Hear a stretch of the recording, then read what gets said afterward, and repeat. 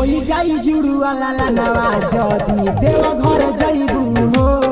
ए भौजी होई जाई जुड़ुआ लाला नवा जदी देव घर जइबू हो।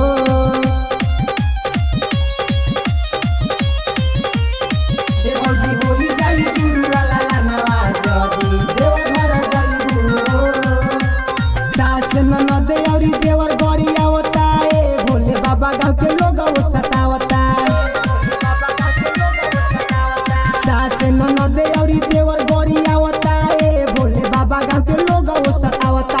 कर समारी दुख भागी सारी गोदी फूल खिलाइबू हो। कर समारी दुख भागी सारी भौजी फूल खिलाइबू हो। ए भौजी होई जाई जुड़ुआ लाला नवा।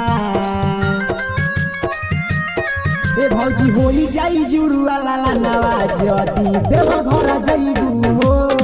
ए भौजी होई जाई जुड़ुआ लाला नवा जदी देव घर जइबू हो।